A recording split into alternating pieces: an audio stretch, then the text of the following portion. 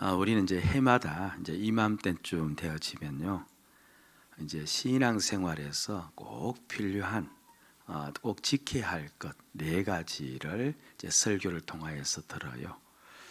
물론 이제 네 가지 전부 다 할 때가 있고 때로는 세 가지 할 때도 있지만 늘 이제 똑같은 주제였습니다. 주일 성수, 그 다음에 교회, 그 다음 봉사, 그 다음에 헌금. 요 네 가지에 대해서 해마다 이때쯤 되면 우리가 늘 설교를 듣고 있고, 설교 내용도 지난해와 비교해서 크게 다르지는 않습니다. 조금씩만 달라지지. 그것은요, 우리가 어떠하든 간에 그 말씀대로 살고 그것을 지키기 위해서, 우리가 주 안에서 하나 되고 한 교회 되기 위해서 그렇게 하고 있는 것이죠. 그래서 이 시간에는요, 이 주일을 지켜야 되는데, 이게 우리가 주일을 어떻게 지킬 것인가, 이제 거기에 대해서 제가 이제 말씀을 드리려고 합니다. 근데 먼저 좀 유념하셔야 될 것은, 성경에는 이제 안식일이라는 이 말이 나와요. 저는 지금 안식일과 주일을 이제 같은 개념으로 제가 지금 여러분들에게 전합니다. 그러니까 여러분들이 들으시면서 안식일과 주일을 같은 개념으로 그렇게 들으시면 되어요. 그리고 왜 안식일이 주일로 바뀌어졌는지는 제가 뒷부분에 가서 말씀을 드리려고 합니다. 예. 8절을 보면 십계명에 나오죠. 8절을 보면은 우리를 향하여서 한 가지 명령을 내리는데 어떻게 이야기합니까? 안식일을 기억하여 거룩하게 지키라. 일단 십계명이에요. 그러니까 우리가 설교를 듣든 듣지 않든 무조건 말할 필요 없이 안식일을 기억해서 거룩하게 지켜야 될 줄로 믿습니다. 아멘. 기억하라는 말은 빼먹지 말라는 말이에요. 이제 아내가 남편에게 당신 결혼기념일 기억하지라고 이렇게 말했을 때, 그때 기억하지는 머릿속에만 담고 있으란 말이에요. 그랬다가는 큰일 난다. 반드시 당신이 행동으로 보여주어라, 이 말 아니에요. 그러니까 빼먹지 말라는 말입니다. 안식일을 절대로 어떻게 해서 안 된다? 빼먹어서는 안 된다는 겁니다. 그 다음에 거룩하게 이제 지키라, 이렇게 이야기하는데, 거룩하다는 말은 성경의 모든 말들이 다 똑같은 말들이에요. 구별하다는 말입니다. 이제 분리를 시키는 거예요. 그러면 어떤 날들과 구별을 하느냐 하니까 바로 주중에 6일 동안의 삶. 그러니까 너희는 6일 동안의 삶과 다른 삶을 이 안식일 날 살아야 된다라고 이야기하는 겁니다. 그러니까 이 안식일을 빼먹지 말아야 되고, 빼먹지 말되 6일 동안의 삶과 달라야 되는 것, 이것을 지금 우리에게 일러주고 있는 겁니다. 그러면 어떻게 6일 동안의 삶과 다른 삶을 살 수 있을까라고 했을 때 그걸 이제 가르쳐 주어요. 출애굽기 20장 이제 9절 10절을 보면은 너희는 6일 동안은 열심히 일을 하라고 이야기하죠. 여러분들, 우리 믿는 성도들은요, 어디에서 무엇을 하든 성실해야 될 줄로 믿습니다. 절대로 우리가 게으르게 살아서는 안 되어요. 무슨 일을 맡겨주시든지 성실히 일을 하시고요. 그런데 이 안식일이 다고 안식일 날 와서는 너희가 어떻게 하래요? 너희가 일을 하지 말라라고 이야기합니다. 그러니까 완전히 다른 삶이죠. 6일 동안은 열심히 일을 하고, 여기서 일한다는 말은 직장에만 다니는 걸 일컫는 말이 아닙니다. 여가 생활도 했고 취미 생활도 했고 많은 걸 했잖아요. 그런데 그것을 이제 주일날 오면은 다 어떻게 하라는 거예요? 중단을 하라는 겁니다. 그리고 너희가 쉬어야 된다라고 이야기합니다. 아니, 그럼 도대체 이렇게 일하지 말고 쉬러 간 까닭이 어디에 있는가? 이제 그 이유가 있겠죠. 그게 이제 11절에 나오는데요. 이게 중요한 구절이에요. 같이 한번 읽어봅시다. 시작. 땅과 바다와 그 가운데 모든 것을 만들고 일곱째 날에 쉬었음이라. 그러므로 나 여호와가 안식일을 복되게 하여 거룩하게 하였느니라. 아멘. 자, 여러분들 이제 초등학교 국어 실력을 동원해서 각각 출신 학교의 명예를 걸고 자, 대답을 해보세요. 왜 쉬라고 하신 거예요? 예. 우리를 향해서 너희가 일주일 동안 너무 열심히 살아서 피곤해 보인다, 그러니까 쉬어라, 그 말하고 있는 것 아니에요. 가만히 보니까 우리를 보고 쉬라고 했는데 우리가 피곤해서 쉬라고 한 게 아니고 누가 쉬었기 때문에? 하나님께서 쉬었기 때문에 우리를 보고 쉬라는 겁니다. 그러면 우리의 쉼은 무엇을 드러내기 위함이에요? 하나님의 쉼을 드러내기 위함이에요. 이렇게 하나님의 쉼을 기념하기 위해서 우리가 모였다라고 하면 이게 안식일이 이제 안식일이 그냥 일주일에 하루가 아니고요. 이게 절기가 되어져요. 그래서 성경은 안식일을 절기라 이야기합니다. 광복절, 3일절과 같은 절기예요. 다만 광복절은 1년에 한 번 돌아오지만 안식일 절기는 그렇죠. 7일마다 한 번씩 돌아오는 절기입니다. 절기가 뭐예요? 광복절은 광복을 기념하는 것이고 3일절은 3일을 만세 운동을 기념했듯이 바로 이 안식일은 무엇을 기념하는 날이에요? 하나님의 쉼을 기념하는 날이다는 겁니다. 여러분 3일절을 기념하는 가장 좋은 방법은 뭐예요? 3일절을 드러내는 가장 좋은 방법은 그렇죠. 우리 유관순 누나가 만세 운동을 했던 아우네 장터에 가서 우리가 뭐 하면 됩니까? 태극기 흔들면서 만세 삼창하면서 운동하면 그것을 잘 드러내는 거죠. 그렇죠. 그러면 하나님의 쉼을 가장 잘 드러낼 수 있는 방법이 무엇이겠어요? 우리가 쉬는 거예요. 그렇죠. 바로 그걸 지금 이야기하고 있는 겁니다. 그러니까 이 주일은요, 일상의 6일과 완전히 달라야 되는데 일상의 6일은 참 바쁘게 움직이지 않았습니까? 뭐 개인적으로든 또는 회사적으로든 사업적. 그런데 이 주일은 이제 그 일상을 전부 다 뒤로 하고 너희들이 어떠해야 된다? 쉬어야 된다라고 합니다. 현대에는요 3교대 근무도 있어요. 응급 환자가 오면 의사는 반드시 치료를 해야 됩니다. 제철 공장의 용광로는요 날짜 가리지 않고 365일을 돌아갑니다. 버스 기사는 주말에 당직이 걸리면 그는 또 운행을 해야 됩니다. 목사님 다 쉬어야 되는데 그분들은 어떻게 합니까? 라고 이야기할 수도 있지 않습니까? 또 간호사들도 그렇죠. 교대 근무 들어가면 또 쉬지 못하시는 분도 있습니다. 그러니까 오늘 말씀을 잘 들으셔야 됩니다. 저는 안식일의 정신을 이야기하는 것이지 상교대 근무대 들어가지 말아라 지금 그 말 하는 건 아니에요. 부득불 들어가야 될 때가 있고 그렇다고 여러분들 내가 쉬고 있다고만 해서 또 안식일 지키는 건 또 아니거든요.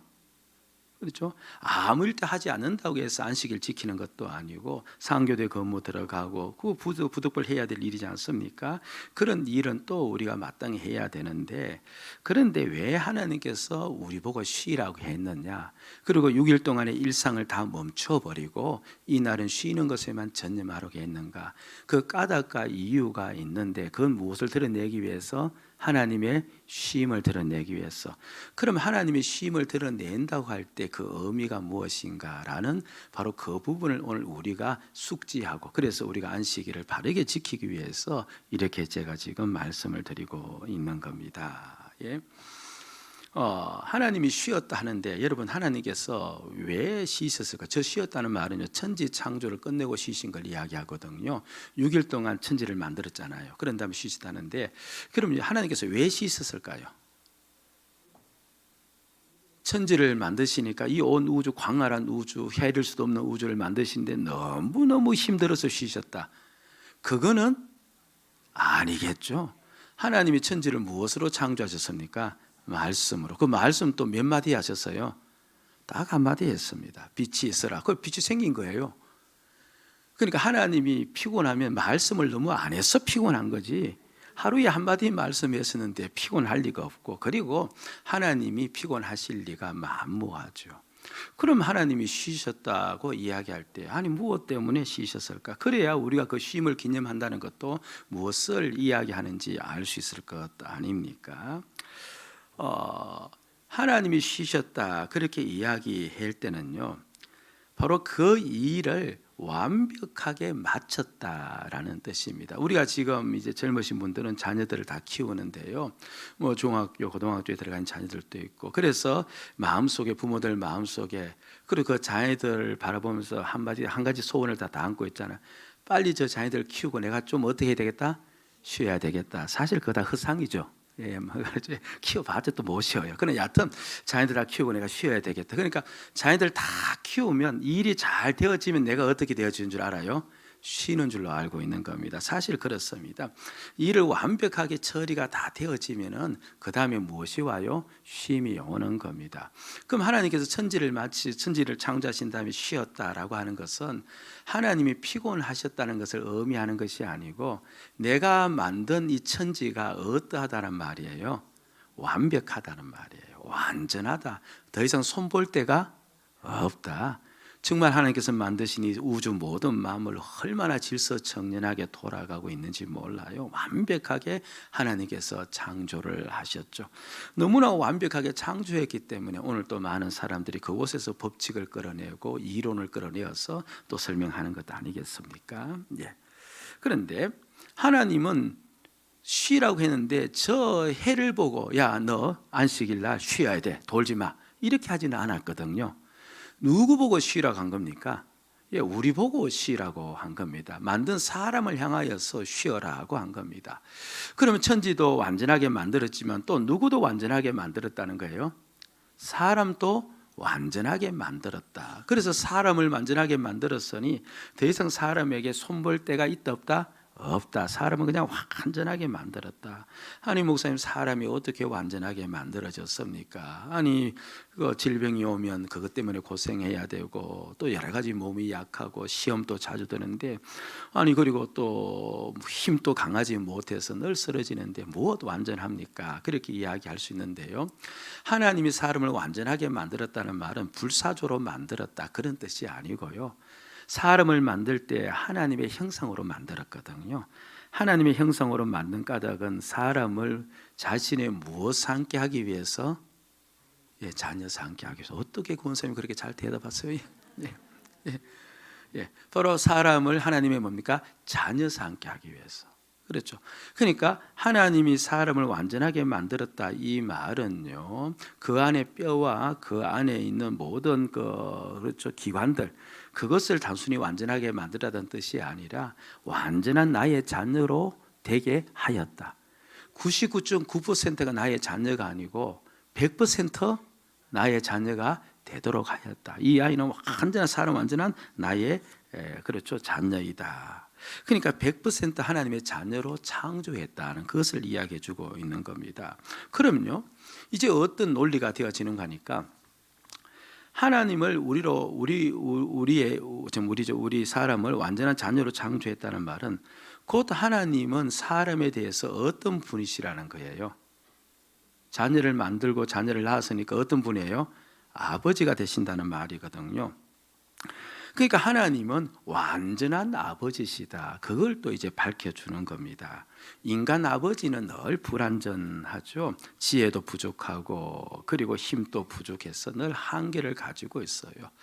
우리 부모가 조금 더 지혜로웠으면 내 자녀 조금 더 잘 키울 수 있었잖아요. 그렇죠? 내가 조금만 더 지혜로웠으면 내가 하고 있는 사업도 조금 더 잘 될 수가 있었잖아요. 그런데 내 자녀 속에 결함이 보이고 내 자녀 속에 어긋남이 보이고 그 모든 것도 깊이 따져 들어가 보면 사실 우리 부모된 우리에게 지혜가 없었고 우리는 자녀를 위해서 열심히 키운다고 하면서 말을 하지만 그 말이 자녀에게 상처 주고 그 말이 자녀에게 남아있어서 때로는 삐뚤어진 엉뚱한 길로 가도록 만들어버리고 우리 인간 부모는 완전하지를 못해요.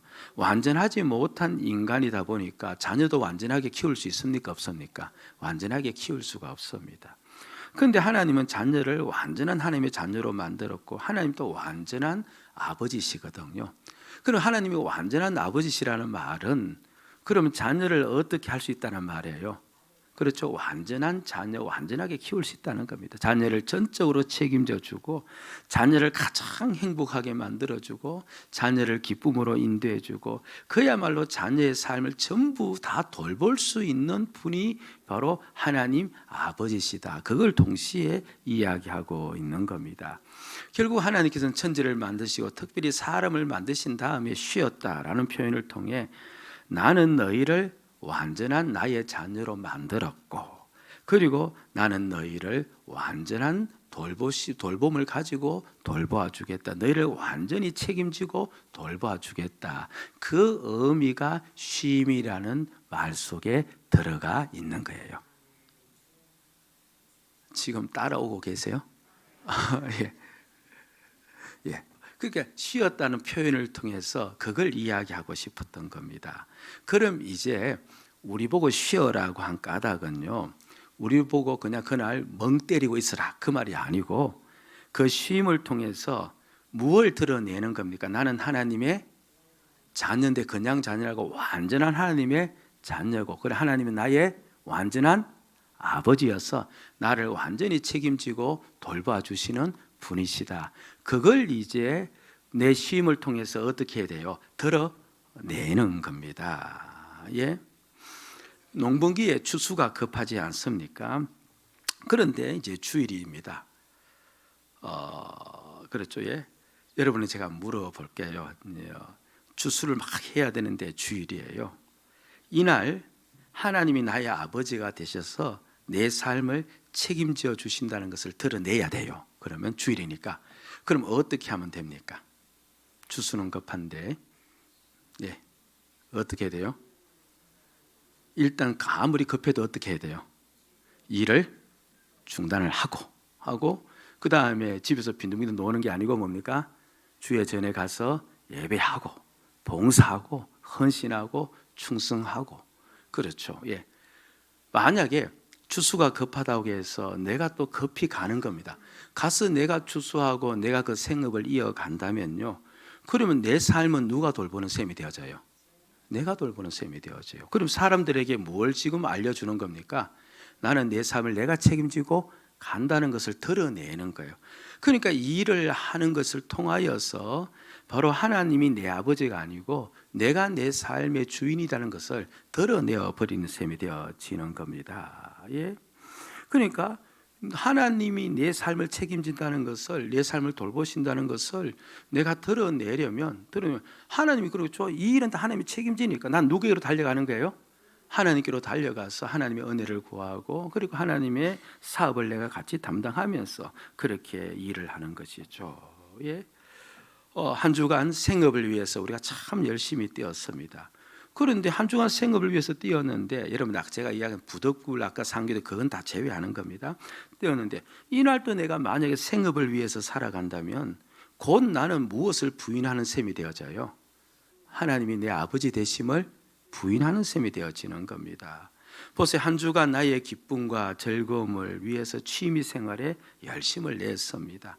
또는 스트레스를 해소한다면서 야외 생활도 열심히 하였습니다. 그런데 주일날 또 내가 만약에 취미 생활에 열심을 내고 있다면, 그럼 나의 기쁨은 나는 누가 만들어내는 거예요?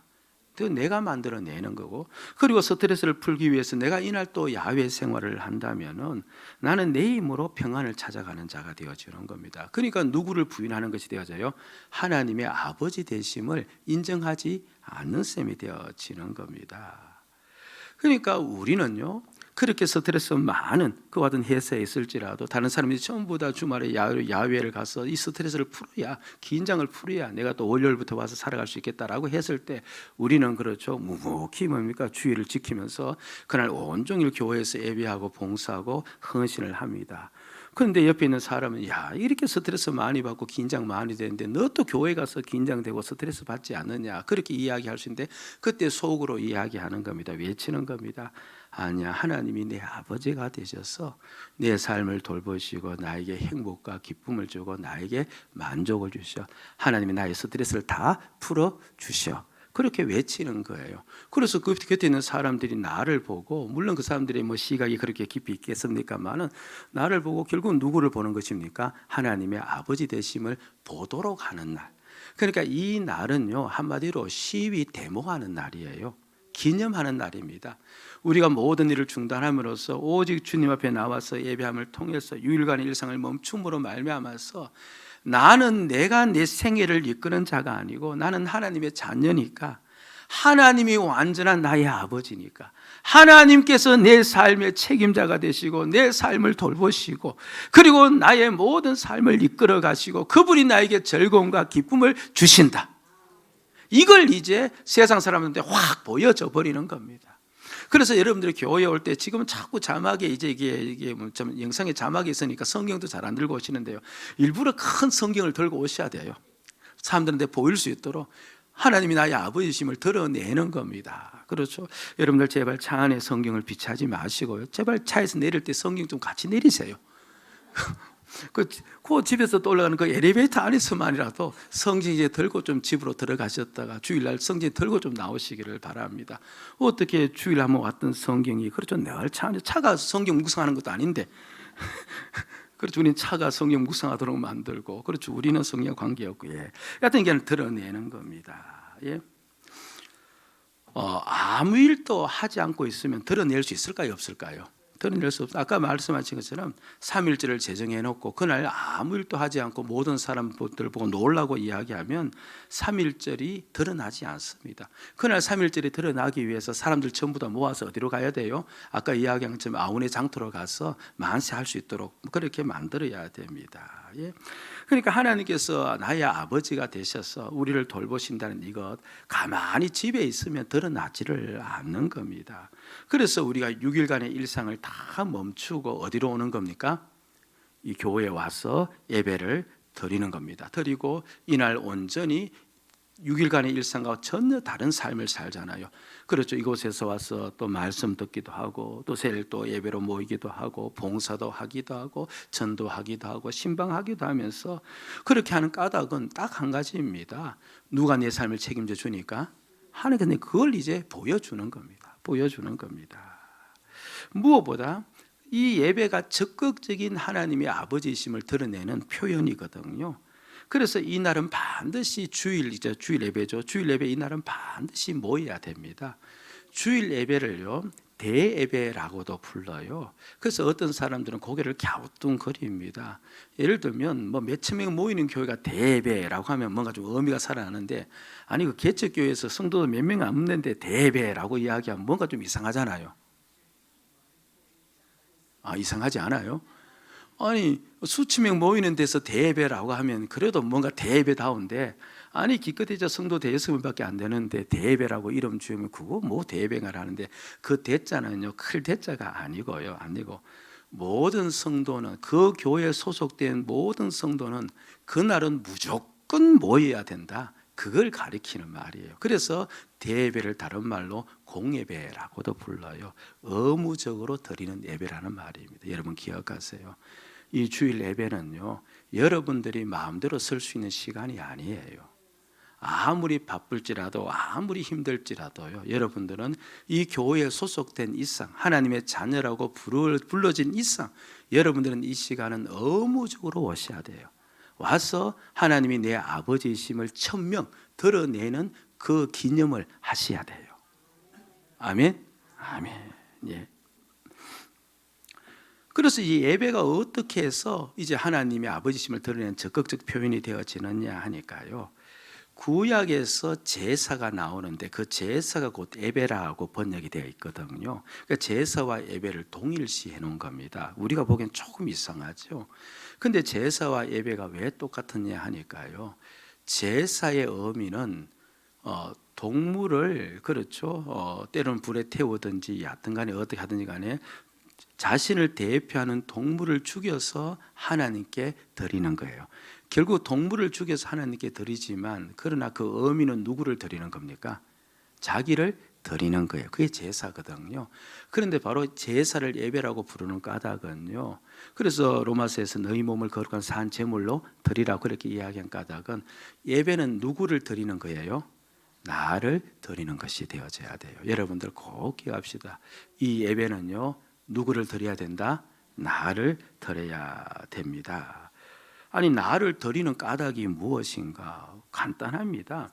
하나님께서 내 생명과 내 삶과 내 모든 것을 다 돌보시고 주관하시기 때문에 그런 거예요. 보세요. 우리가 회사에 갔어요. 직장인으로서 내 시간을 회사에 바치잖아요. 그리고 내 재능을 회사에 바치잖아요. 우리식으로 이야기하면 드리는 것 아닙니까? 그건 마땅히 바치는 거예요. 왜 바칩니까? 내가 회사에서 내 시간을 주고 내 재능을 주고 내 열심을 주고 그리고 생명 같은 내 목숨 같은 그렇죠. 내 정력을 다 주는 까닭이 어디 있어요? 회사에서 무엇이 나오기 때문에? 월급이 나오기 때문에 그래요. 아니, 상식이잖아요. 월급이 안 나오면 물론 헌신할 수 있으면 헌신할 필요가 없죠. 그러니까 월급이 거기에서 나오기 때문에 나는 거기에 상응할 무엇을 주는 겁니까?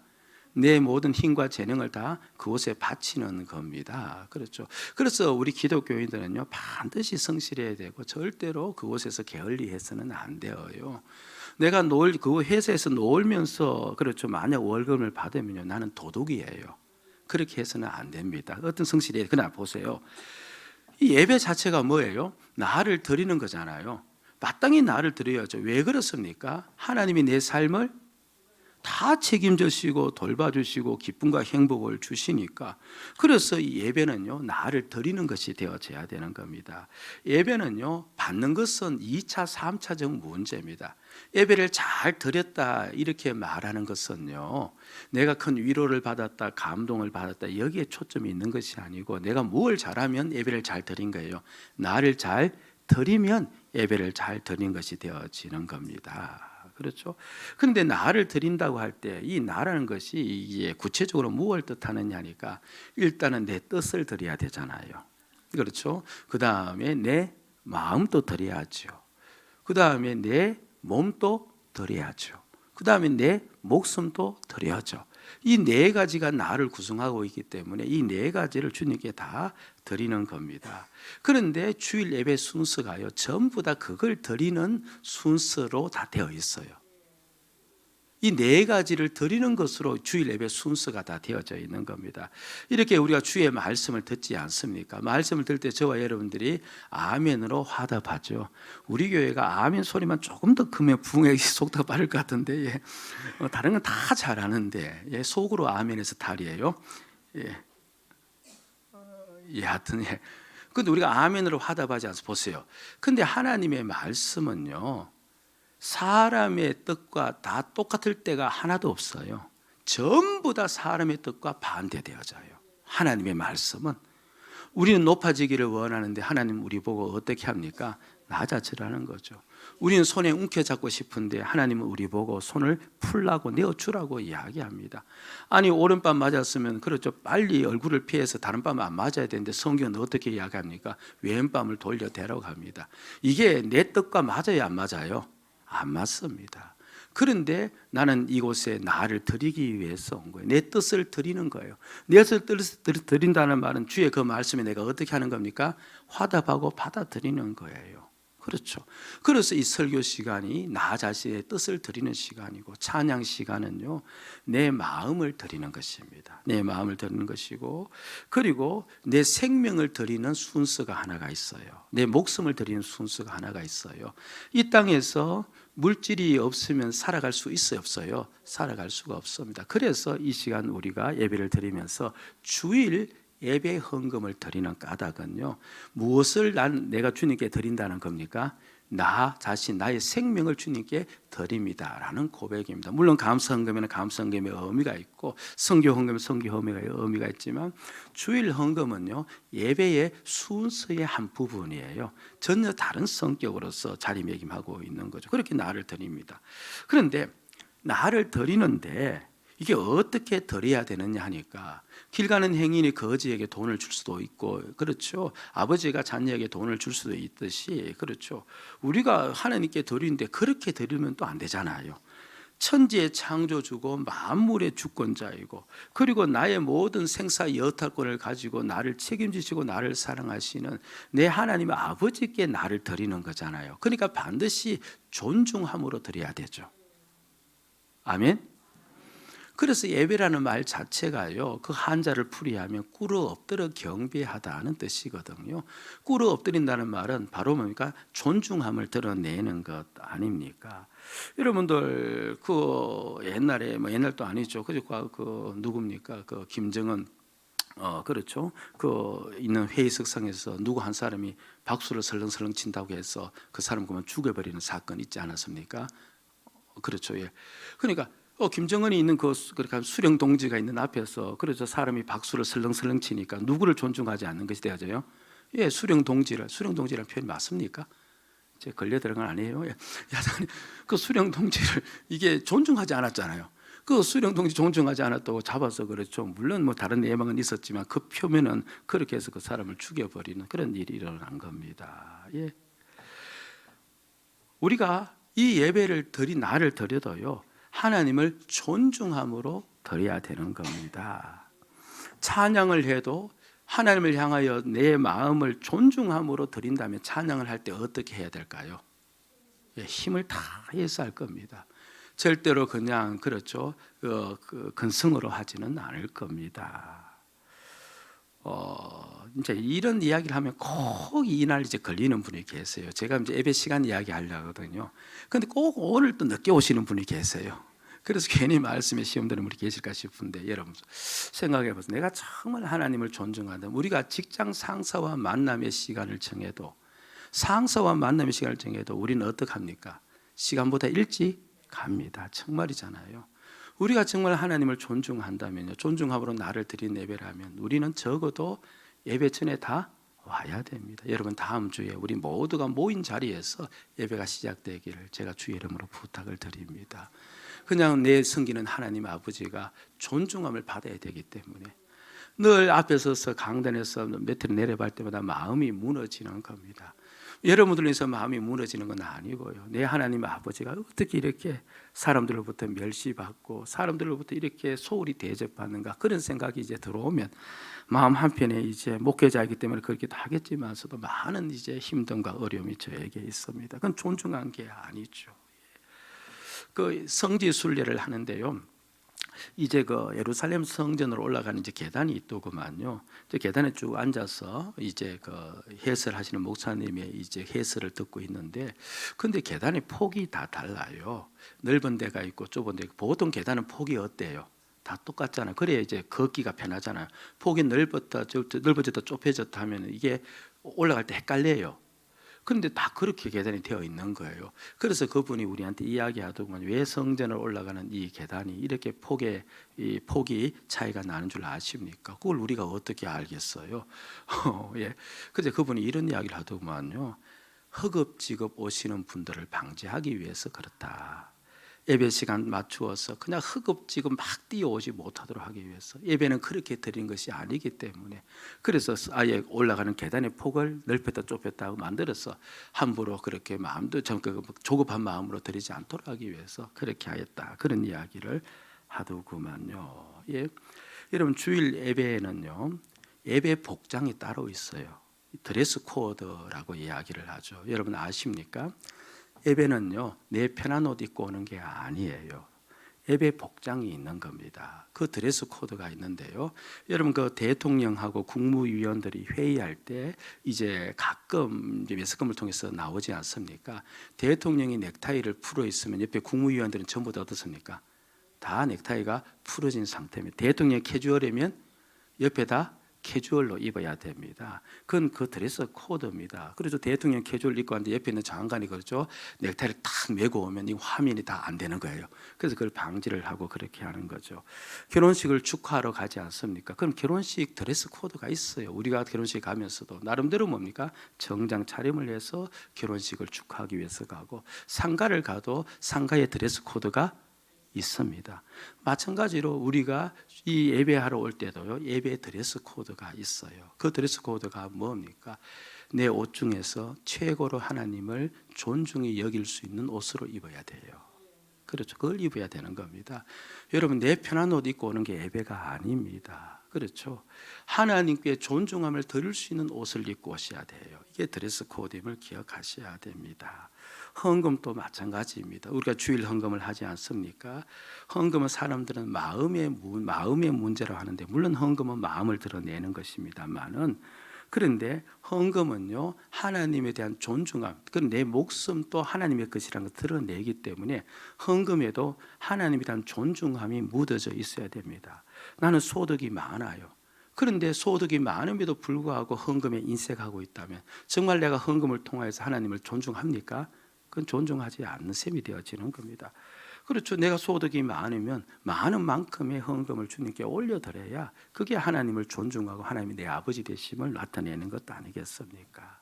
저와 여러분들, 이 예배가 나를 드리는 것이고 하나님을 존중함으로 드리는 것으로서 우리가 이 예배 시간을 1년, 그렇죠, 52주 빠지지 않고 그렇게 나타내는 그 자체가 바로 하나님이 나의 아버지 되심, 내가 하나님의 자녀됨을 기념하는 그와 같은 모습임을 꼭 기억을 하셔야 될 줄로 믿습니다.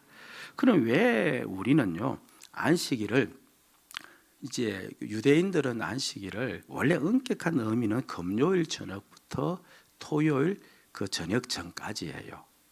금요일 저녁부터. 그런데 그냥 통상적으로 토요일이 안식일이라 이렇게 이제 호칭을 하죠. 왜 토요일을 안식일로 지키지 않고 우리는 이 주일을 안식일로 지키느냐 하니까요, 안식일의 진정한 의미는 하나님이 사람을 만드시면서 하나님과 무슨 관계로 만든 겁니까? 아버지와 자녀의 관계로 만들지 않았습니까? 그런데 사람이 죄를 지으면서부터 그 관계가 어떻게 되어졌어요? 깨어져 버린 겁니다. 아버지와 자녀의 관계가 없어져 버린 겁니다. 그런데 예수님께서 이 땅에 오셔서 우리 위해 대신 죽으시고 돌아가심으로 말미암아 그 예수를 믿는 자들이 하나님을 아버지라 부르며 온전한 하나님과 자녀의 관계가 형성이 되었죠. 그러니까 예수로 말미암아 우리가 하나님의 완전한 자녀가 되어지고 하나님이 우리의 완전한 무엇이 되어진 겁니까? 아버지가 되어진 겁니다. 그런데 이 사실이 언제 입증이 되었느냐니까, 예수님으로 말미암아 우리가 완전한 자녀, 하나님의 완전한 아버지가 되었다는 것이 언제 드러났느냐니까, 십자가에 못 박혔을 때는 그것을 몰랐습니다. 그런데 예수님이 부활하실 때, 부활하신 그 사건을 보고 아, 예수님의 십자가 사건이 진실로 그러한 사건이구나 해서 깨닫게 되어진 거죠. 그러니까 주님의 부활을 통하여서 우리 자신이 하나님의 자녀가 되었고 하나님이 내 아버지이심을 확정을 한 겁니다. 그런데 그 부활이 언제 이루어진 겁니까? 안식 후 첫날 새벽, 바로 이 일요일을 일컬어지는 이 날이 바로 온전한 나와 하나님의 관계가 성립이 된 날이어서 안식일이 성취가 된 날이에요. 그래서 이 날을 우리는 주일로서 안식일로 지키는데, 그런데 우리가 안식일로 부르지 않는 까닭은요, 예수님께서 친히 말씀하시기를 인자가 안식일에 무엇이라고 밝힌 겁니까? 주인이다라고 밝힌 겁니다. 그리고 이 날의 주인은 누구라는 거예요? 주님이시다. 그렇게 해서 우리는 이 날을 주일로 이야기하면서 이 날을 안식일로 지키고 있는 겁니다. 그래서 하나님 아버지가 내 아버지 되심을 이 날을 통해서 드러내고 있는 겁니다.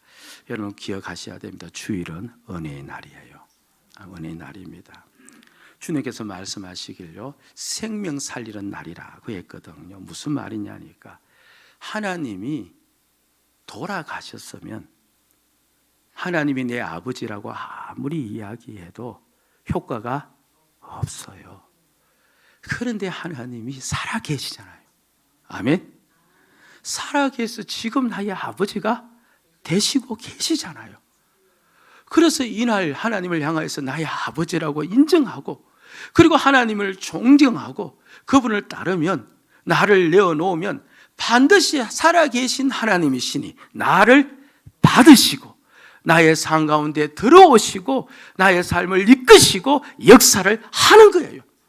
그래서 이 주일은요, 우리를 살리는 날이에요. 믿음의 선배들은 이걸 알았던 거예요. 주일은 나를 살리는 날임을 알았기 때문에 병이 들어도요, 어떻게든 간에 예배 드리러 간 거예요. 사업이 간등간등하고 무너지는 상황이 왔어도 예배 드리러 간 거예요. 삶의 위기가 닥쳐도요, 그 삶의 위기는 오직 하나님 아버지만이 이 위기에서 건져줄 수 있음을 믿고 예배 드리러 온 거예요. 그래서 자신을 드렸을 때 하나님이 받으시고 그곳에서 역사를 하신 거예요. 우리를 올가매기 위해서 주의를 지키라 한 거 아니에요.